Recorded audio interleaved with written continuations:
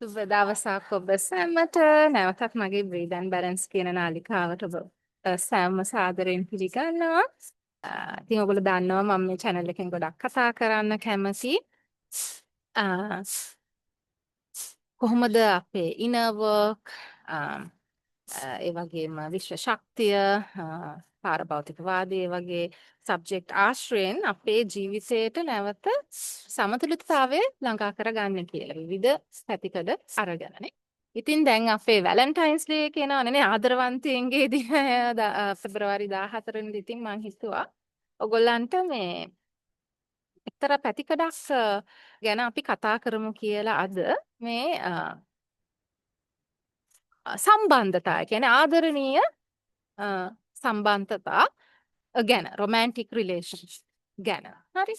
ඉතින් මම මෙතෙන්දී අහන්න කැමති දෙයක් තමයි දැන් අපි ගොඩක් කටික සමහර අය ඉන්නවා සිංගල් නේ. ඒ කියන්නේ තනිකඩ ජීවිතය ගත කරන කට්ටිය ඉන්නවා. කැමැත්තෙන් හෝ අකමැත්තෙන්. තව සමහරු ඉන්නවා කැමැත්තෙන් හෝ අකමැත්තෙන් හවුල් කරුවෙක් එක්ක. ඒ කියන්නේ පාර්ට්නර් කෙනෙක් එක්ක එක්ක විවාහක වෙන්න පුළුවන් නැත්නම් බොයිෆ්‍රෙන්ඩ් ගර්ල්ෆ්‍රෙන්ඩ් ඕනම විදිහක තත්වයක වෙන්න පුළුවන්. නමුත් romantic relationship එකක ආදරවන්තය හැටියට intimate relationship එකක සම්බන්ධතාවයක ඉන්නවා වෙන්න පුළුවන්. හරි. ඉතින් අපි වෙලාවකට තනිකඩව ඉන්නවා වෙලාවකට තව පුද්ගලෙක් එක්ක. ඉතින් ඔහොම මාරුවට වෙන්නත් පුළුවන්. අපේ ජීවිතයේ අපේ ඒ කියන්නේ පෞද්ගලික කැමැත්ත හරි ඒ වාතාවරණය අනුව ඉතින් දැන් අපි මෙහෙම එකක් තියෙනවා නේ. දැන් අපි තනිකඩව ඉන්නකොට අපි කැමති වුණත් ඒක කැමැත්තෙන් අපේ choice එකක් හැටියට තනිකඩව හිටියනොත් සමහර වෙලාවල් තියෙනවනේ නේ අපිට තනිකම පාළුව දැනෙනවා. අපි හිතනවා නේ අපිට අවුල් පරිවෙක් හිටියානම් හොඳයි පාර්ට්නර් කෙනෙක් අඩුතරමේ කතා බහ කරන්න හරි අපිට support කරන්න හරි උදව්වට. එහෙම කියලා හිතන වෙලාවල් තියෙනවා නේ මොහොතකට හරි නේ. අනිත් පැත්තෙන් ඔන්න මේ හවුල්කරුවෙක් පාර්ට්නර් කෙනෙක් එක්ක ඉන්නකොට හිතනවා අයියෝ මේක මොන කරදරයක්ද මට තනියම ඉන්න තිබුණා නම් කොච්චර හොඳද කොච්චර නිදහස්ද කියලා ඔන්න අපි මනසෙන් හිතනවා මොහොතකට හරිනේ කොච්චර හොඳ පාර්ට්නර්ෂිප් එකක් වුණත් ඒකනේ ඔන්න ඕක තමයි කියන්නේ අපේ මනසට කවදාවත් තෘප්තිමත් වෙන්න බෑ කොච්චර උපරිම හොඳ ජීවිතයක් තිබුණත් උපරිම හොඳ පාර්ට්නර් කෙනෙක් හිටියත් තෘප්තිමත් වෙන්නේ නැති අවස්ථා තියෙනවා. ඔන්න ඕක තමයි අපේ මනසේ ස්වභාවය. ඔන්න ඕක හින්දා තමයි අපි නිතරම අර දුක්ඛ කියන බුදුහාමුදුරුවෝ කියපු ඒ දුක්ඛ කියන එකේ හරය තමයි ඕක අතෘප්තිකර බව කියන එක. ඉතින් ඕක තමයි ස්වභාවය මනසේනේ. ඉතින් ඕකම තමයි දැන් මේ ඇප්ලයි වෙන්නේ මම මේ කියන સિદ્ધාන්තයට. දැන් අපි තනිකරව හිටියත්, තවකරුවෙක් එක්ක හිටියත් ඔන්න අපේ හිතෙන් ෆැන්ටසි එකක් ඔන්න අපි හදා ගන්නා වෙලාවකට දැන් ඔන්න මම තනිකඩව ඉන්නවා නම් හිතනවා දැන් ෆැන්ටසි එකේ මම හදා ගන්න ඕන්න ඉමේජින් කරනවානේ. මම මේ පාර්ට්නර් කෙනෙක් එක්ක හිටියානම් මෙහෙම වෙයිනේ මට මෙහෙම දේවල් ලැබෙයිනේ අපි මෙහෙම ආදරේ කරයිනේ මෙහෙම තැන්වල යයිනේ මෙහෙම අත්දැකීම් හම්බ වෙයිනේ කියලා උන අපි උපකල්පනයක් නේ එතන කරන්නේ ෆැන්ටසි එකක් හදා ගන්න. මම මේ ෆැන්ටසි එක නරකක්ද හොඳක්ද කියන එක නෙමෙයි. මෙතන කිසි විනිශ්චයක් නෑ. නමුත් මනසේ වෙන දේ මම මේ කියන්නේ උපකල්පනය වෙනවා. ඒ වගේම තමයි පාර්ට්නර් කෙනෙක් හිටියොත් අනේ මම දැන් පාර්ට්නර් කෙනෙක් නැතුව හිටියනම් මට මෙහෙම කරන්න තිබ්බනේ මං කැමති විදිහට මෙහෙම ඉන්න තිබ්බනේ මේ වගේ ඇඳුම් අඳින්න තිබ්බනේ හරි මොනා හරි හරිද විශේෂයෙන්ම තරහා ගිය වෙලාවක නේද පාර්ට්නර් එක්ක වගේ හිතනවනේ නේද ඉතින් ඔන්න ඒ ෆැන්ටසි එක ගැන අපි පොඩ්ඩක් අපි කතා කරමුකෝ නේද මොකද්ද මේ ෆැන්ටසි එකක් කියන්නේ සහ ඇයි අපේ මනසින් මේ ෆැන්ටසි එකක් හදාගන්නේ? ෆැන්ටසි එකක් කියලා කියන්නේ රියැලිටි එකේ අනිත් පැත්ත කියලා මේ අපි හිතන්නේ නේද? ඒ කියන්නේ අපි මේ භෞතික ලෝකේ අපි අත්දකින දේට භෞතිකව අත්දකින දේට පරිබාහිරව ගිහිල්ලා අපේ මනසින් උපකල්පනය කරන තත්ත්වයක් නේ අපි ෆැන්ටසි එකක් කියලා කියන්නේ. එතකොට අපි හිතනවා අපි උපතරක් කරන උපකල්පනයක් හරි විශ්වාසයක් එතන තියෙනවා. රියැලිටි එකේ විරුද්ධ එක තමයි ෆැන්ටසි කියන්නේ කියලා. කියන්නේ මම අත්දකින භෞතික ලෝකයේ අත්දකින නොදකින එකක් තමයි ෆැන්ටසි කියන්නේ. ඒ කියන්නේ ඒක අපි ටිකක් පල්ලෙහාට දාන ගතියකුත් තියෙනවා නේ. මම මේ නිකන් ඩේ ඩ්‍රීම් එකක් මේ හීන දකිනවා. කියලා අපි හීන ලෝකෙත් ගණන් ගන්නේ නැහැනේ නේද? එහෙමනේ අපිට පුරුදු කරලා තියෙන්නේ නේ. ඒක වැඩකට නැති දෙයක්. අපිට ගොඩක් කට්ටියගෙන් බැනුම් අහන්න වෙලත් අපි ඇති නිකන් මේ අහසේ පාවි පාවි ඉන්නව උපකල්පනය කරනවා, හීන දකිනවා, ෆැන්ටසි ලෝක වෙලා ඉන්නේ. එහෙම කියලානේ අපිට කියන්නේ. හරි.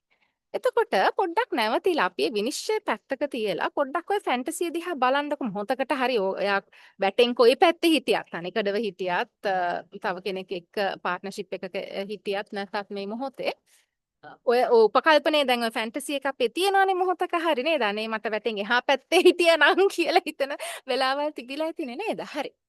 එහෙම වෙලාවක් ගැන කල්පනා කරලා පොඩ්ඩක් මදකට නැවතිලා විරාමයක් අරගෙන පොඩ්ඩක් බලන්නේ ෆැන්ටසි මොනවාද තියෙන්නේ කියලා අන්තර්ගතේ මොනවාද ෆැන්ටසියේ හිතන ඒ ක්‍රියේට් කරනකොට නිර්මාණය කරනකොට හිතන් ඒ කියන්නේ මොනවාද එන්නේ වාගේ මනසට හරි ඒ චිත්‍රපටයක් වගේනේ නේද ඒක ගැන පොඩ්ඩක් බලන්න චිත්‍රපටයක් බලනවා වගේ ඔය බලන්න එතකොට බලනකොට පෙනේ ඇත්තටම මෙන්න මේ දේ ඒ කියන්නේ ඔයාගේ ජීවිතේ දැන් ඉන්න තත්ත්වයේ ඔයාට සර්ව සම්පූර්ණ වෙන්නේ නැති ඔයාගේ මානුෂීය අවශ්‍යතා තමයි එතෙන්ට ප්‍රොජෙක්ට් වෙලා අර තිරේ මතට ප්‍රොජෙක්ට් වෙනා වගේ ඔයාට ප්‍රොජෙක්ට් කරලා මනසින් පෙන්නන්න. මෙන්න මේ දේවල් ඔයාගේ මේ දැන් තියෙන යථාර්ථය තුළ අන්න හරි. ඒ වචනේ තමයි මට ඕන රියැලිටි යථාර්ථය. තුල ඔයාට මෙන්න මේ අවශ්‍යතා ඔයාගේ තියෙන ඒවා අතුලාන්තයේ තියෙන අවශ්‍යතා ටිකක් තියෙනවා. නමුත් මේවා ඔයා තනිකඩ හෝ විවාහක හෝ මොනෑම හරි තත්ත්වයක එතනින් ඉර වෙන්නේ නැහැ. අන්න ඒ දේ ඔයාගේ දැන් අන්කොන්ෂස් එකේ තියෙනවානේ නේද? අන්න ඒ අන්කොන්ෂස් එකේ තියෙන ටික තමයි ඔයාට අර ෆැන්ටසි හරි හීනෙන් හරි ඩේ ඩ්‍රීම් කරනකොට හරි ඔයාට පෙන්눔 කරන්නේ. හරි. සපිරුන් නැති මානුෂීය අවශ්‍යතා. එච්චරයි. හරි ඉතින් ඕකට අපි බය ගන්නවත් ඕකට ගරහන්නවත් විනිශ්චයකට ලක් කරන්නවත් ඕනේ නැහැ. අපි මිනිස්සුනේ.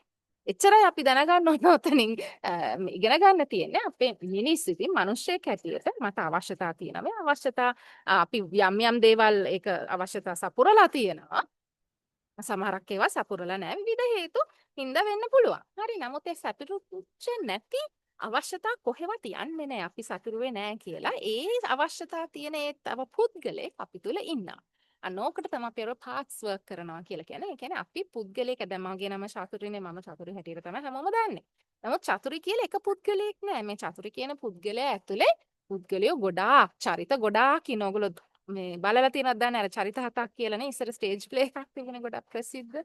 චරිත හතක් නෙමෙයි අපේ චරිත 700ක් විතර තියෙනවා අපේ ඇතුළත සමහරක් ඉපදෙනවා ඒ ගමම මියදෙනවා සමහර අය කාලයක් ඉන්නවා මියදෙනවා ආයෙ ඉපදෙනවා ඉතින් ඔය වගේ අවස්ථාවට අනුකූලව ඒ අවස්ථාවේට අපිට තියෙන අවශ්‍යතාවය සපුරන්න අපි තුලින් කෙනෙක් බිහි වෙනවා එක්තරා කොටසක් අපේ කොටසක් ඉතින් ඔහොම කොටස් චරිත බර ගානක් ඉන්නවා ඉතින් ඒ ඔක්කොම චරිත එකකට එකක් හා වෙන්නේ නෑ වෙලාවකට පරස්පර විරෝධ චරිත තියෙනවා. අපි තුල ඉන්නවනම් සත්‍යවාදී චරිතයක් අනිවාර්යයෙන්ම බොරු කියන චරිතකුත් ඉන්නවා. හැබැයි ওই චරිත වලින් අපි තෝරාගත්ත ප්‍රතිශතයක් කොටස් කිහිපයක් තමයි අපි එක්ස්ප්‍රෙස් කරන්නේ නැත්නම් ප්‍රකාශනයට පත් කරන්නේ. ඉතුරු ටික ඔක්කොම අපි සප්‍රෙස් කරනවා. ප්‍රකාශනයට පත් කරගන්න නැතුව ගිල ගන්න. විවිධ විනිශ්චයන් හින්දා අපේ හෝ වෙන කාගේ හරි අපි නිම ඉන්ටර්නලයිස් කරගත්තු විනිශ්චයන් නිසා මෙයා හොඳ නෑ මේක මේ ප්‍රකාශනයට පත් කරොත් කියන විනිශ්චයේ ඉන්න නිසා. හරි. නමුත් ඒක අපි සප්‍රෙස් කරා කියලා කොහෙවත් යන්නේ අර මං කලින් ගිය සතියේ කරපු වීඩියෝ කියන්නේ ෂැඩෝ සෙල්ෆ් කියන එක ගැන මම ඒක තාම සිංහලෙන් කරේ නැහැ මම ඒක කරලා දාන්නම්. නමුත් ඒකෙත් මම ප්‍රකාශනය කරේ ඒ කියන්නේ අපි සප්‍රෙස් කරන හැම දෙයක්ම අපේ අර අන්කොන්ෂස් එකේ ෂැඩෝ සෙල්ෆ් එකට තමයි යන්නේ. ඒකල එතන ඉඳන් තමයි අපේ ජීවිතේ අපිට දන්නේම නැතුව කන්ට්‍රෝල් කරන්න යනවා. එතන තමයි භයානක තත්ත්වයේ තියෙන අපිට නොදැනීම අපේ නොදන්න ඒ ෆෝස් එකක් බලවේගයක් අපිව කන්ට්‍රෝල් කරනවා. මොකද අපි දන්නේ ඒ ෂැඩෝ එකේ නැත්තම් අන්කොන්ෂස් එකේ අවිඥානේ මොනවද තියෙන්නේ කියලා. ඒ අපි සප්‍රෙස් කරපු දේවල් තමයි තියෙන. අපි ගිලගත්ත, අතහැරලා දාපු, ප්‍රතික්ෂේප කරපු කොටස්. ඉතින් දැන් මේ දැන් පාර්ට්නර්ෂිප් එක ගැනනේ කතා කරන්නේ නේද? එතකොට දැන් අපි තනිකඩ වුණත් තව කෙනෙක් එක්ක හිටියා වුණත් ඊට විරුද්ධ පැත්ත දැන් මම තනිකඩ නම් හරි ඒකනේ මම දැන් යථාර්ථයක් හැටියට අත්දකින්නේ නමුත් මන් තුල චරිතයක් ඉන්නවා අර පාර්ට්නර්ෂිප් එකක් එක්ස්පීරියන්ස් කරන්න අත්දකින්න කැමති චරිතය. හරි දැන් ඒක මම ප්‍රකාශනයටපත් කරලා නැහැ කියලා කියනක නමුත් ඒ අවශ්‍යතාවය මන් තුල කොහේ හරි ඇඟවිලා තියෙනවා.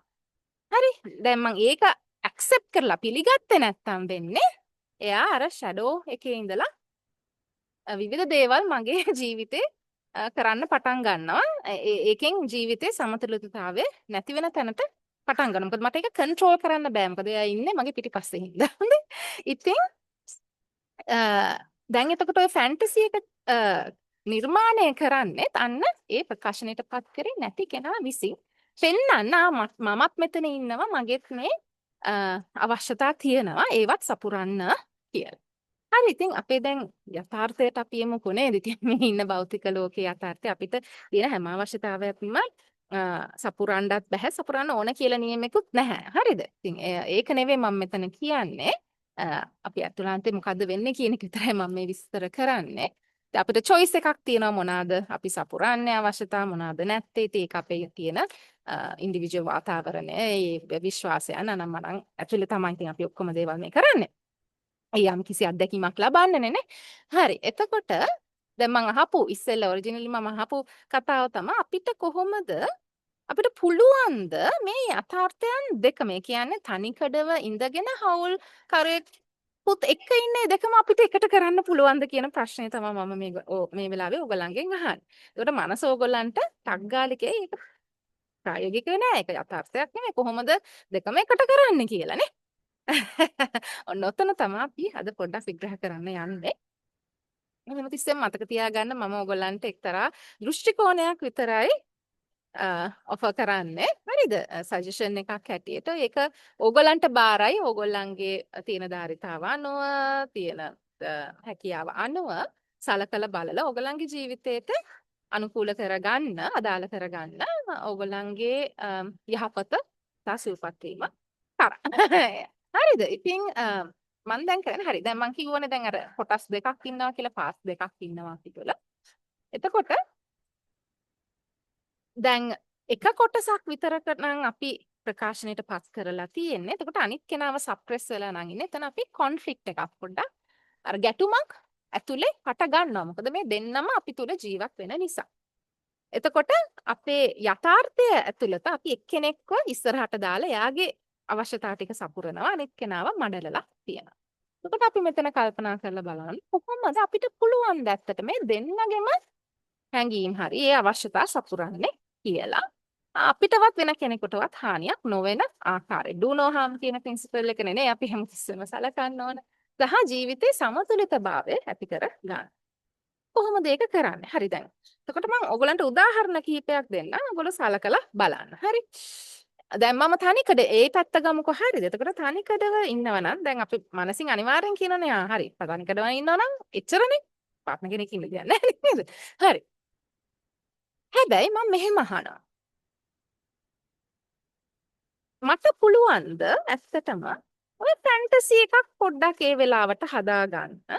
හරිද? දැන් ඔය ෆැන්ටසි අපි ගරහන දේම තමයි මම යෝජනාවක් හැටියට දෙන්නේ. දැන් අපි අර ඔයගොල්ලෝ දන්නව නේද මේ කතාවට කියන ලෙමන් ගෙඩියක් හරි දෙහි ගෙඩියක් හරි නිකන් උපකල්පනය කරන්නකෝ. ඉමැජින් කරන්න නිකන් මේ කටේ දානවා කියලා කටට කෙලවුනනවා නේද? ඒ කියන්නේ ලෙමන් ගෙඩිය ඔයගොල්ලෝ නැහැ. ඔයගොල්ලන් ගාව ලෙමන් ගෙඩියක් මේ වෙලාවේ නැහැ. නමුත් ඉමැජින් කරපුවාම මේක උපකල්පනය කරපුවාම අපේ ශරීරයෙන් ඒකට ප්‍රතික්‍රියාවක් දක්වනවා. මොකද මනස හිතන්නේ ඒක ඇත්ත කියලා. ඒක මනසට මේ අපි කියන යථාර්ථය සහ උපකල්පනය අතර වැඩි වෙනසක් නැහැ. ඔන්න ඕක පාදක කරගෙන තමයි අපි හිප්නෝതെරපි වගේ යම් යම් සුවපත් කිරීමේ ක්‍රමවේද යොදාගන්නේ අපේ සුවපත් වීම කරා. මොකද අපි අර guided visualizations කියලා කියන අපි උපකල්පනාත්මකව තමයි ඒක කරන්නේ. අපි යම් යම් දේවල් suggest කරනවා මේ අනිත් පුද්ගලයාට. එයා ඒව imagine කරනකොට ඒ අත්දැකීමක් හැටියට තමයි මනසට දැනෙන්නේ. ඉතින් මනසට දැනෙන දේ තමයි අන්තිමට ශරීරය කරා අත්දැකීමක් හැටියට යන්නේ. ඒකත් embodied experience එකක් හැටියට ශරීරගත අත්දැකීමක් හැටියට පරිවර්තනය වෙනවා. ඉතින් ඔන්න ඒක ඇත්තටම අපිට ගොඩක් සලකා බලන්න පුළුවන් කියන්නේ හොඳ උපකාර කරගන්න පුළුවන් කාරණයක් මේ මනසේ තියෙන එක්තරා හැකියාවක්. අපිට භෞතික ලෝකයේ අත්දකින්න බැරි දේවල් උපකල්පනය හරහා භෞතික ලෝකයට ගෙනල්ලා කියන්නේ අපේ ශරීරගත කරගන්න පුළුවන් හැකියාව මනසට තියෙන. ඒක තමයි මනස හරි ශක්තිමත් කියලා කියන්නේ. සහ අපි ප්‍රතික්ෂේප කරන සමහරක් දේවල් හීන, ෆැන්ටසි, ඉමේජිනේෂන් ඒ වගේ දේවල් අපිට ඇත්තටම සූපත් වීමට උපකාර කරගන්න පුළුවන්. ඒක කරනවා අපේ මනෝ ආධ්‍යාත්මික ක්‍රමවේද ටූල්ස් ගොඩක් තියෙනවා. ඒවා උපයෝගී කරගන්න. ඉතින් මම ඒකක් තමයි ඔයගලන්ට යෝජනා කරන්නේ. මේ ෆැන්ටසයිස් නැත්නම් ඉමේජිනේෂන් කියන එක. ඔයගොල්ලෝ උපකල්පනය කරන්න දැන් මට පාර්ට්නර් කෙනෙක් ඉන්නවා. මම මෙයාත් එක්ක මෙහෙම යනවා. හරි මොන හරි ඔයගොල්ලෝගේ ඉන ලෝකේ ඔයගොල්ලන්ට අත්දකින්න අවශ්‍ය දේවල් එතනින් ඉෂ්ට කරගන්න ඔයගොල්ලන්ට හැකියාව තියෙනවා. සුවදායී විදිහට කාටවත් හානියක් නොවන විදිහට කරදරයක් නොවන විදිහට ඒ දේ බොහොම සාමකාමී ලෙස කරන්න ඉඩ තියෙනවා. අනිත් එක තමයි ඔයාට පුළුවන්ද දැන් අපි පාර්ට්නර් කෙනෙක්ගෙන් අපි බලාපොරොත්තු වෙන දේවල් තියෙනවනේ ආදරය, කරුණාව, අපිට උදව් කරයි කියලා, අපිත් එක්ක දේවල් කරයි, අනම්මනම් කියලානේ අපිත් එක්ක කතා බහ කරයි. ඔය දේවල් ඔයාට පුළුවන්ද ඔයාටම දෙන්න? ඒ කියන්නේ ඔයාගේ ආදරවන්තයා ඔයාට වෙන්න, ඔයාම ඔයාගේ ආදරවන්තයා වෙන්න පුළුවන්ද? හරිද? එතකොට ඔයා කැමති නම් ඔයාගේ ආදරවන්තයත් එක්ක කොහේ හරි ට්‍රිප් එකක් යන්න. ඔයාට පුළුවන්ද තනියම ඒ ට්‍රිප් එක යන්න වෙන කවුරුවත් එනකම් බලන් ඉන්න නැතුව ඒකල්ල එන්ජොයි කරන්න. හරි. එතකොට තව මොනවාද? ඔයා කරන්න කැමති දේවල් හිතන්නකො. හරිද? ආදරය කරන කෙනෙක් එක්ක දැන් ගොඩක් රසවත් සාකච්ඡා කරන්න කැමති වෙන්න පුළුවන්. ඔයාට පුළුවන්ද ඔයත් එක්ක මේ සාකච්ඡාව කරන්න? ඇතුළාන්ත. ඒකතර ෆැන්ටසියට ළඟයි. නමුත් මම කියන්නේ වෙන පැත්තක්, දෘෂ්ටි කෝණයක්.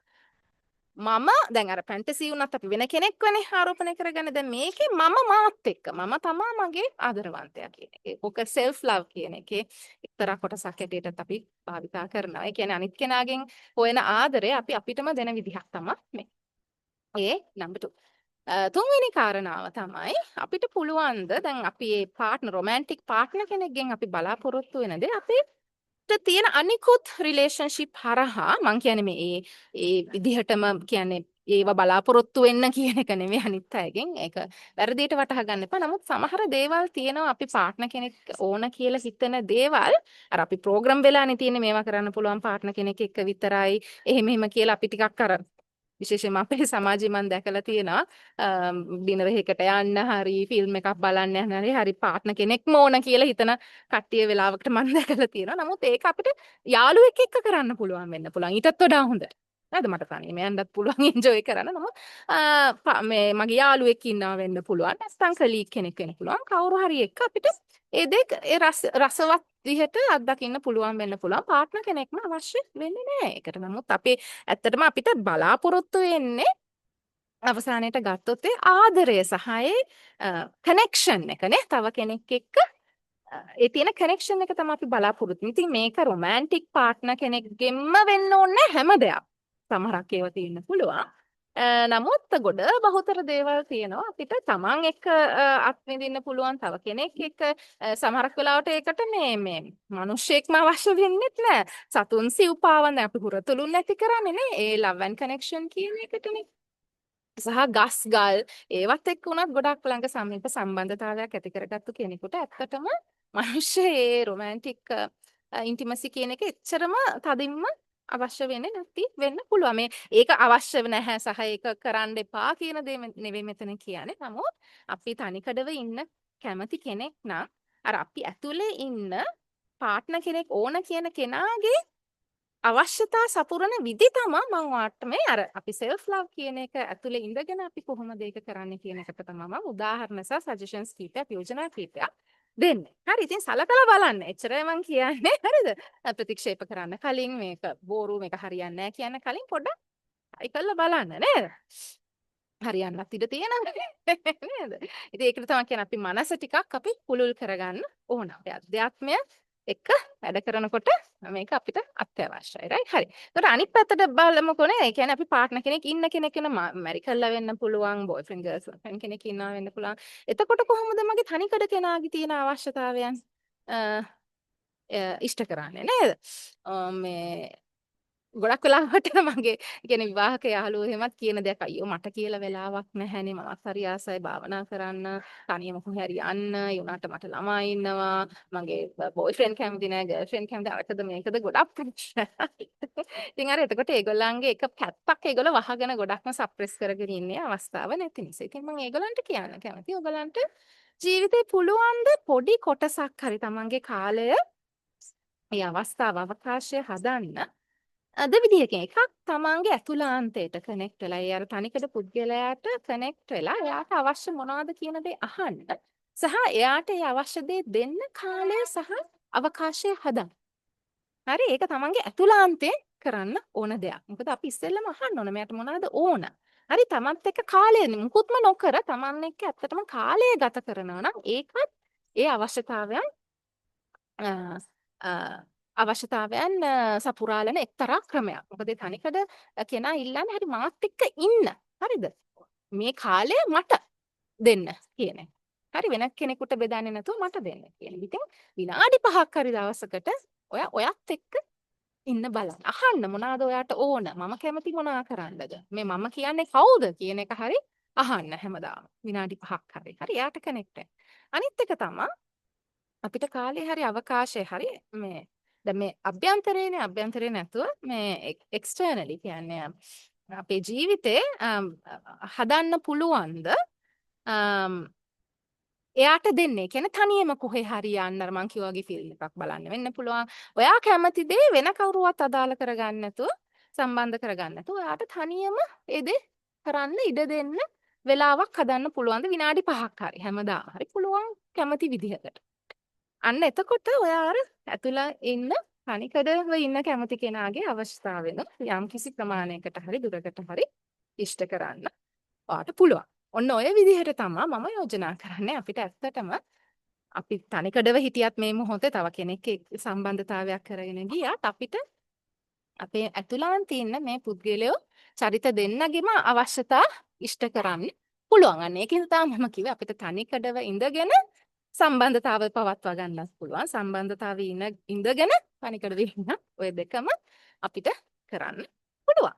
ඉතින් පොඩ්ඩක් උත්සාහ කරලා බලන්න මේක මං කියන්නේ මේ එක දවසින් කරන්න පුළුවන් වෙයි කියලා. මොකද අපි පුරුදු වෙච්ච විදිහක් තියෙනවා, කන්ඩිෂන් වෙච්ච ප්‍රෝග්‍රෑම් වෙච්ච විදිහක් තියෙනවා. ඉතින් ඒකට පරිබාහිරව ගිහිල්ලා මේක උත්සාහ කරලා කරනවා. නමුත් Tamanට කැපවීමක් තියෙනවා නම් Tamanට Taman වැදගත් නම් Tamanට Taman ආදරය කරනවා නම් මේක කරන්න බැරි දෙයක් නෙවෙයි. ඉතින් අවසානයේදී මං කියන්නේ මේ හැම දෙයකටම වඩා අපිට වැදගත් වෙන්නේ ඇත්තටම මම කියන කෙනාට සම්බන්ධ වීම සහ මම කියන කෙනත් එක්ක ආදරයෙන් බැලීම සහ මම කියන පුද්ගලයාට ආදරය කිරීම. මොකද මම කියන කෙනාට ආදරය කරන්නේ නැතුව මට කවදාවත් බෑ තව කෙනෙකුට ආදරය කරන්න. ඒක තමයි සත්‍යය. හරිද? ඉතින් ඔතන තමයි ගොඩක් අයට වැරදෙන්නේ සහ ඔය වෙන්වීම සහ ගැටුම් ඔය වගේ ගොඩ දේවලට මුහුණ දෙන්න වෙන හේතුව අපි විවාහයට හරි සම්බන්ධතාවයකට හරි යනවා. හරිද? බලාපොරොත්තු ගොඩක් එක මේ කෙනා මාව සපුරයි කියන බලාපොරොත්තු වෙන්න යන්නේ නේද? කිසිම කෙනෙකුට බෑ කවදාවත් තව වෙන කෙනෙක්ගේ අවශ්‍යතා සර්ව සම්පූර්ණයෙන් සපුරන්න. හරිද? ඒක බලාපොරොත්තු වෙන එකත් ඇත්තටම සාධාරණ නැහැ. මොකද Tamanටත් අමාරුයි Tamanගේ ඔක්කොම අවශ්‍යතා සපුරන්නේ. ඉතින් කොහොමද තව කෙනෙක් කරන්නේ? මම මාව දන්නේ නැත්නම් තව කෙනෙක් කොහොමද මාව දන්නේ? හරි ඉතින් ඔක්කොටම කලින් කරන්න ඕන මම මාව දැනුවත් වෙන්න ඕන. ඉන්ටිමසි කියලා කියන්නේ into me I see. ඒ කියන්නේ මාන් තුලට මම බලනවා කියන එක. හරි මම කියන පුද්ගලයා මම කියන චරිත මේ ගොඩක් චරිත තියෙනවානේ ගැටුම් ඇති එක එක විදිහේ චරිත 500,000ක් විතර අපේ තුල තියෙන. ඉතින් මේ චරිත ටික ඔක්කොම මම අඳුරගෙන ඉන්න ඕන. වෙන කෙනෙක් එක්ක සම්බන්ධ වෙන්න. හරි වෙන කෙනෙක්ගේ චරිත දැනගෙන ඒගොල්ලොත් එක්ක ඒ තියෙන ගැළපීම නොගැළපීම බැලන්ස් කරගන්න නම් මම කියන චරිත ඒ චරිතය ඇතුලේ තියෙන තව උඩ චරිත අඳුනගෙන ඒගොල්ලන්ව බාරගෙන ඒගොල්ලන්ට ආදරය කරන්න පුරුදු වෙන්න ඕන. තව කෙනෙක් එක්ක ඒ ඩාන්ස් එක කරන්න කලින් මොකද ඒක රඟ දැක්මක් ඩාන්ස් එකක් හරි ඉතින් ඒක කරන්න බෑ කවදාවත් මාව දැනගන්නේ නැතුව සහ මට ආදරය මෛත්‍රිය කරුණාව නැත්තම් හරි ඉතින් ඒ දේ කරන්න කියලා තමයි මම ඔයගොල්ලන්ගෙන් ඉස්සෙල්ලම ඉල්ලා හිටින්නේ තව කෙනෙකුට සම්බන්ධ වෙන්න කලින් එතකොට තමයි තව කෙනෙක් එක්ක තියෙන සම්බන්ධතාවය ඇත්තටම රසවත් සාරවත් බොහොම ආදරවන්ත සම්බන්ධතාවයක් වෙන්නේ ගැටුම් ඇති වුණත් අද ගැටුම් කියන දේ අනිවාර්යෙන් තියෙයි. නමුත් ඒවා මැඩගෙන බොහොම ආදරයෙන් ඉස්සරහට යන්න පුළුවන් වෙන්නේ අන්න අර මං කලින් කියපු ඒ self love එක තියනවා නම් විතරයි. ඉතින් ඒකට අපි මම කියන චරිතය දැනගන්න ඕන. එයත් එක්ක ඉන්ටිමේට් වෙන්න ඕන. සහ අනිත් එක තමයි මං කියන්න කැමතියි අපි වැටේ මොන පැත්තේ හිටියත් මේ මොහොතේ තනිකඩව ඉන්න පුළුවන් සම්බන්ධතාවයක් ඇතුලේ ඉන්න පුළුවන් ඒ මොන තැනක හිටියත් අපිට මේ මොහොත පිළිගන්න පුළුවන් නම් 100%ක් සහ මේ මොහොතට ආදරය කරන්න පුළුවන් නම් මම මේ ඉන්න තත්වයට ගරහන්නේ නැතුව ප්‍රතික්ෂේප කරන්නේ නැතුව ආදරය කරන්න පුළුවන්. අන්න එතන තමයි සතුට සහ තෘප්තිමත් බව. හරි. ඉතින් එතෙන්ට එන්න නම් අර මං කලින් කිව්වා වගේ මම මාව අඳුන ගන්න ඕන මාව බාර ගන්න ඕන සම්පූර්ණයෙන් සහ මම මට ආදරය කරන්න ඕන. ඉතින් මං හිතනවා මං අද කීප කාරණා වලින් ඔයගලන්ට මොනවාම හරි හොඳක් වෙයි කියලා ඔයගලන්ගේ ජීවිතයට ගලප ගන්න පුළුවන් කාරණාවක් ඔයගලන්ට හම්බ වෙන්න ඇති කියලා. ඉතින් ප්ලීස් සබස්ක්‍රයිබ් කරලා ලයික් කරලා ඔයගලන්ගේ යාළුවොත් එක්ක බෙදා හදා ගන්න මම හරි කැමතියි ඕගොල්ලෝ මාත් එක්ක සම්බන්ධ වෙනවා නම් ඕගොල්ලන්ගේ අදහස් මට කියනවා නම් මේ දැන් ඕගොල්ලන් ඉගෙන ගන්න දේවල් සමේව ප්‍රයෝජනවත් වෙයිද කියලා කියනවා නම් මම ගොඩාක් සතුටු වෙනවා. ඉතින් වැලන්ටයින්ස් ඩේ නේට සහ ආදරවන්තින්ගේ දිනටත් ඔබට ගොඩක් සුබ පැතුම් ඕගොල්ලන්ටම ආදරය කරගන්න සහ ඕගොල්ලන්වම වැළඳ ගන්න සුබම සුබ ආදරවන්ත දවසක් වෙන්න කියලා මම ප්‍රාර්ථනා කරනවා ඒ දිනය. සහ ඔබව සොයා ගන්න ඔබව ආදරයෙන් වැළඳ ගන්න බොහොම ආදරවන්ත දවසක් වේවා කියලා ප්‍රාර්ථනා කරන ගමන් එහෙනම් ඊළඟ සතියේදී සුබ පැතුම්